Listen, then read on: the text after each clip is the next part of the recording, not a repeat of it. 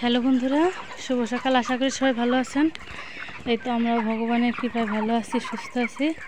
তো বন্ধুরা, আমাদের ফার্মের মুরগিগুলো এখনও বিক্রি হয় নাই, আবার নতুন করে বাচ্চাও আসছে। তো আসলে বন্ধুরা, 1000 মুরগি এটা হাতে খুচরা বিক্রি করা সম্ভব না। তারপরেও যথেষ্ট বিক্রি হয়েছে। আজকে প্রায় 6-7 দিন ধরে মুরগি বিক্রি চলতেছে। তো এই পর্যন্ত প্রায় 400-র কাছাকাছি বিক্রি হয়েছে। তো একজন মুরগি নিতে আসছিল, 3 কেজি ওজনের একটা মুরগি দিলাম, 480 টাকা দাম হয়েছে।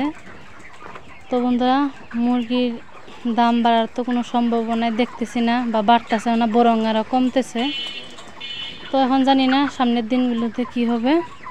তো শুক্রবার পর্যন্ত, শুক্র শনিবার পর্যন্ত এই মুরগিগুলো রাখতে পারবো।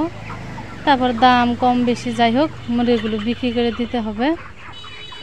তো এগুলো তো আর আলু তেল না, যে এগুলো রাইখা দিব বা স্টক করব, পরে এগুলো বিক্রি করে দেব। আসলে এগুলো কাঁচামাল, মুরগির ব্যবসা, ফড়িয়ার ব্যবসা। এগুলো টাকা দেখা যায়, দেখা যায় না, বলা যায় না কখন কি হয়।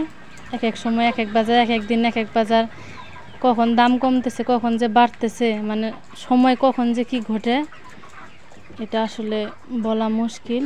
তো বন্ধুরা, এত কষ্ট করে মুরগি পালন করার পর যখন বিক্রি করার সময় হয়, এই দাম কম থাকে, একটা লিমিট তো থাকা দরকার। এত কম থাকে যে চালান তোলাই মুশকিল। তো আসলে তখন আসলে মনটা খুব খারাপ হয়ে যায়, খুব ছোট হয়ে যায়, যে এত পরিশ্রম করার পর আসলে এরকম যদি হয় বা এরকম যদি ঘটে, তাহলে তো আসলে কিছুই করার থাকে না, মেনে নেওয়া ছাড়া। তো যাই হোক বন্ধুরা, এখন মুরগিগুলোকে খাবার দিব। তো প্রথম 3 দিন একটু বেশি বিক্রি হয়েছে, এখন একটু কমই, সারাদিনে 20-25টা 30টার মতো বিক্রি হয়। প্রথম 3 দিনে বেশি বিক্রি হয়েছে। তারপর পয়লা বৈশাখের দিনে ভালোই বিক্রি হয়েছে। তো যাই হোক বন্ধুরা, দেখা যাক কি হয়, ভগবান কপালে কি লিখছে। তো সাথেই থাকুন, এখন মুরগিগুলোকে খাবার দিই। বন্ধুরা, 2 সাইডে মুরগি থাকলে কাজের ঝামেলাটা একটু বেশি থাকে, তাড়াহুড়োটা বেশি থাকে। আর সকালবেলায় তো একটু কাজটা একটু বেশি। তো সকালবেলা ঘুম থেকে উঠে আগে 6টা বাজে, তখন এই যে এই মুরগিগুলোর আগে জল দিয়ে গেছি, খাবার আছে, আর নতুন করে আর খাবার দিই নাই।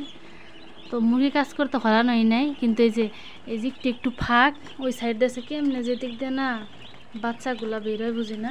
তো এগুলো দৌড়ে সকালবেলা একবার ধরছি, ওই যে কয়েকটা বেরিয়েছে। থাক, আর দৌড়ে পারলাম না। তো এই যে খাসিতে যে বুডিং করাইতেছে না, এটাতে মনে হয় সুবিধাটা একটু বেশি। কারণ হচ্ছে যে কাঠের গুঁড়ার মধ্যে থাকে না, আর এমনিতে যে খাসিতে আছে যে লুঙ্গি বিছাই দিছে, এখানে সাইড দিয়ে পেপার দিয়েছিল, পেপারগুলো সব ভিজিয়ে ফেলাইছে। আর নিপুলে এখনও লাইন দেওয়া হয় নাই, 2 দিন পরে লাইন দেওয়া হবে। এখানে 600 বাচ্চা আছে, তো জায়গা বেশি, তো ওই জন্য না বাচ্চা চোখেই পড়ে না, মনে হয় জন্য কম। যাই হোক, এখন একটু জায়গার মধ্যে আটতেছে, আর এক সময় দেখা যাবে যে অনেক জায়গা লাগে। একটা মুরগি না সমস্যা হয়েছে, একটা বাচ্চা কাটছে, আর এই মুরগিটা মনে হয় যে টিকবে না।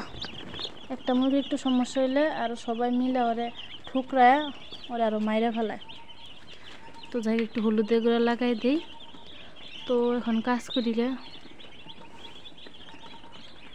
সব কাজ গুছাইয়া এখন চুলায় রান্না বসাইছি। তো সকালবেলা সব কাজ শেষ করে রান্না করাটা আমার জন্য খুবই তাড়াহুড়া আর কষ্টকর, কিন্তু রান্না তো করতে হবে। রান্না খাওয়া হচ্ছে সংসারের সবচেয়ে বড় কাজ।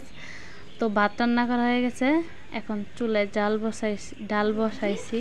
তো মেঘলার জন্য দেখা যায় যে প্রায় দিনই ডাল রান্না করতে হয়, আর আমাদেরও ডালটা একটু বেশি খাওয়া হয় মেয়ের জন্য।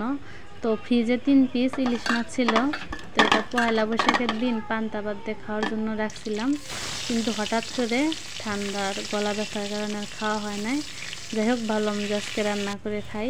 তো মেঘলা তো ইলিশ মাছ খায় না, যার কারণে ওর জন্য ডিম দিছি, যে সরিষা বেটে পেঁয়াজ দিয়ে সর্ষে ইলিশ রান্না করব।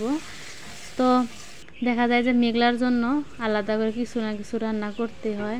মেয়েটা কিছু খেতে চায় না, জানি না আসলে নিজের ইচ্ছা না থাকলে, আগ্রহ না থাকলে বকা দিয়ে বা জোর করে তো আসলে কিছু খাওয়ানো যায় না। এখন আশা করি বয়সের সাথে সাথে ঠিক হয়ে যাবে, কিন্তু জানি না কতটা হবে। তবে আমিও ছোটোবেলায় এরকম ছিলাম, এটা খেতাম না ওটা খেতাম না, কিন্তু এখন অনেক কিছুই খাওয়া শিখছি।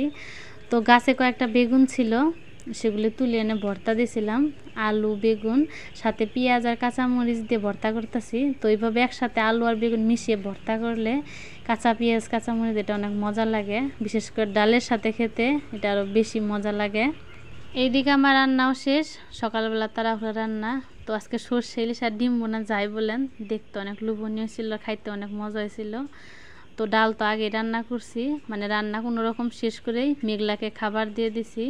তো মেঘলার মশারির ডাল, আলু ভর্তা, মানে আলু ভাজি, আলু জাতীয় খাবার, ডিম এগুলা হলে দেখা যায় খুব খুশি, অনেক মজা করে খায়। আর অন্য কিছু হলে দেখা যায় যে খাওয়া খুব কষ্ট হয়ে যায়। তো তাড়াতাড়ি করে মেঘলা খাবার খায়, তারপর স্কুলে দিয়ে আসি, পরে হিরো খায়, এখন আমি খাইতে বসছি।